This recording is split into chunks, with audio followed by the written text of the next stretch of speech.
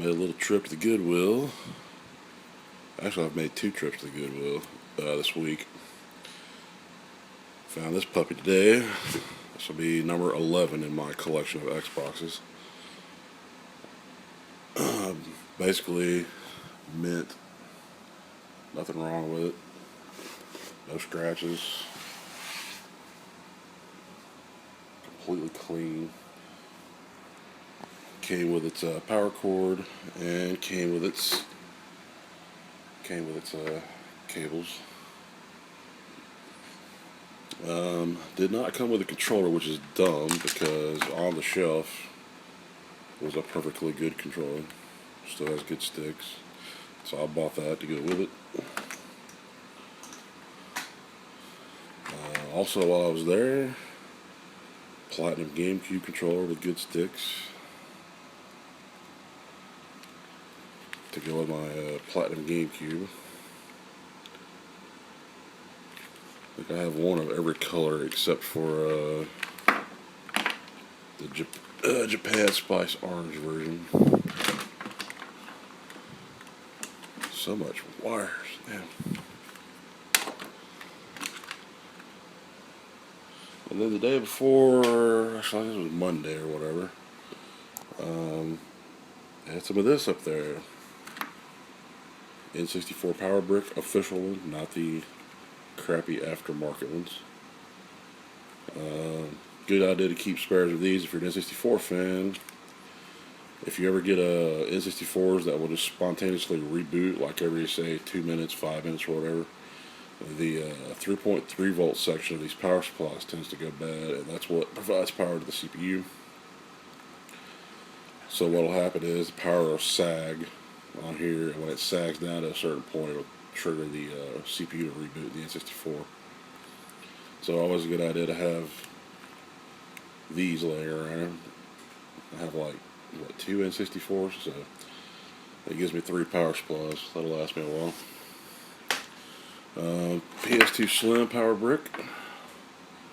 I picked up a PS2 Slim up there a couple months back, a nice black one in mint condition that they had a sticker on that said untested.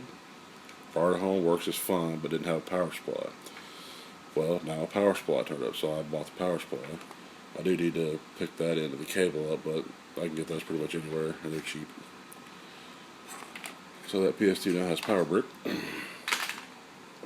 A really badly botched up version of Castle of Illusion for Genesis. Took it apart, cleaned it, works just fine. Spider-Man, X-Men, Arcade Revenge. Picked it up, it was cheap. Cleaned it, works just fine. And here's something you don't see every day anymore, especially if you're a 360 person. One thing I always hated about the 360 was if you wanted to run HDMI, you could not also plug in you couldn't plug in the other end of the regular cable to get your optical audio. I'm a poor man. My home theater receiver doesn't have HDMI on it. It's still RGB and component and all that. But it does do optical and coax digital. So these little guys, you could have the HDMI plugged in, plug that puppy in, and on the other end you get optical audio out and left and right analog if you need to use it. So for $3, hell yeah. For somebody like me who doesn't have an HDMI receiver and still uses 360 from time to time, I'm lucky I have 2 that have a red ring. I have a Falcon and a Jasper one, I think. Neither one of those have red ring yet. But on a more curious thing, let's see if this Xbox works. So I have it hooked up to my LCD TV, and as you can see there, I have another one. That's a 1.6. This is a October 2004 build date, so I believe it's a 1.6. So only options here really are soft mods, and nobody's been in this one. All the seals are still good. Nobody's broke into it, which is one of the big reasons I bought it. Excuse me. A lot of times I'll come across them and people have already been in them, and you don't know what you're buying, and you can't test it there at the store anyway. So, and they don't do refunds at the Goodwill, so you buy it, it's yours. But I have a monster cable hooked up here that'll give me a 480p, 720p out of it. So let's see if it will work. Yep. Yeah, I'd say that works.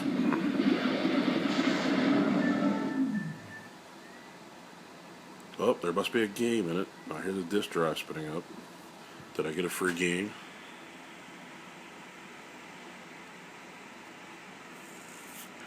Whatever could it be? Did I get a free game? Last 2 times I've bought Xboxes at the Goodwill, I've had free games. Well, it's a Microsoft game. What? Oh, must be Halo 1 or Halo 2 or Rally Sport Challenge. Oh, that's Bungie, so it's definitely Halo. Last one of these I bought, I think, had a Halo 2 disc in it. Halo 2. So. Free games. Let's eject that puppy. Hey, well, you know, the disc tray doesn't stick. And it's a Phillips drive. There's 3 types of drives. Technically, there's 4. I've heard there's a Hitachi drive, though I've never come across it.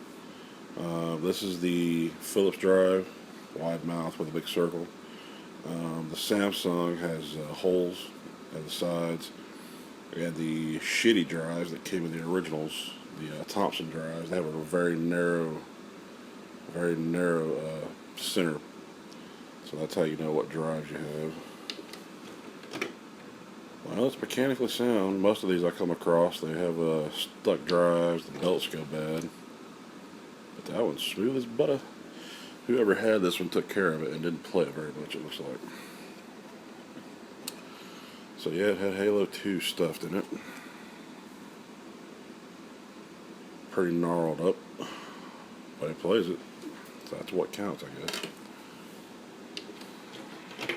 So let's see what is on this thing. No music.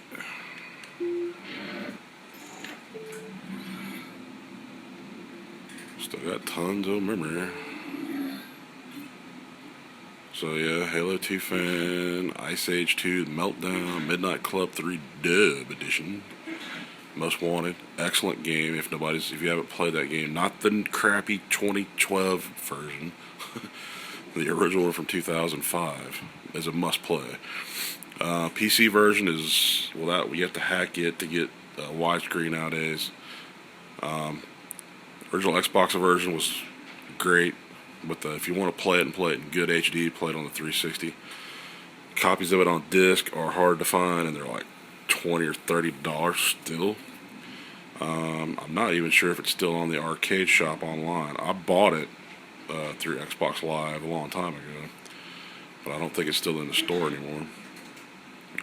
Underground 2, Spider-Man, Battlefront 2, Star Wars Episode 3, Thrillville, Tony Hawk's Underground, and Zathura. Can't say I've ever heard of that game before.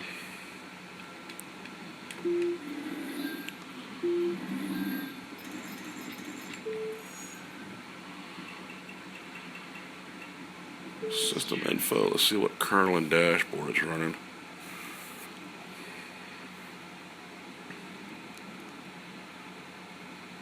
And if I sound like I'm sick, that's because I am coming off somebody's nasty head cold. Been fighting for about a week. Pretty brutal. 5838, well, that just about guarantees it's a 1.6 model. Has the 5960 dashboard, so. Well, being that this is the 11th one of these that I own, this will be the third 1.6 that I own. I may just leave this with stock. All the others I've upgraded the hard drives in. The 1.6s I usually soft mod, then upgrade the hard drive. The 1.1s through 1.4s, I will TSOP mod those and flash the BIOS in them. I do have one green one that I use on my HD Sony CRT. It's the Halo Edition version, and that one I actually put a physical mod chip in just for the hell of it. I had one laying around. I was like, what the hell? I just stuck it in there. It's an executor chip, and it works great. So the biggest problem you'll have on the older ones is trays will stick. Paid $20 for this one, minus the controller. That's a little high, but it was in basically mint condition. And finding them in mint condition anymore is pretty hard. Most of the time, they'll be. Well, there was one a while back. I'll just let sit on the shelf up there. The whole corner right here was broke off of it. If it's been dropped hard enough to break the plastic shell apart, then the hard drive in here was probably up shit's creek. That's nothing you have to worry about with these. They have these. You either have really crappy Western Digital Protege drives or Samsung drives in them. They're like 8 or 10 gigabytes. It's amazing they've lasted all these years. I have a closet full of them from where I've taken them out and upgraded other Xboxes over the years. But like I say, 20 might have been a little much, but I was picking them up at the game store. I have a retro game store nearby, and they'll get them in sometimes, and they'll have stuck disk drives, and they don't want to fix them. So I was getting them from them for like $5 pop. So I could have 4 of them for what I paid for this one. But you open them up and you find out why disk drives are stuck. You know, the belts are gone bad because you have your drive belt in there. The open and close trays. Some of them are roach hotels. You open them up and there'll just be dead roaches just all over the entire motherboard inside. And of course, when they die, their guts and stuff turn into acid and eat shit up. So, and this being a 1.6, I don't have to worry about the clock capacitor failure, which will, if you have a 1.0 or a 1.4, and you haven't removed the clock capacitor on it, I highly advise you do before it eats a hole through the motherboard and it doesn't work anymore after that happens.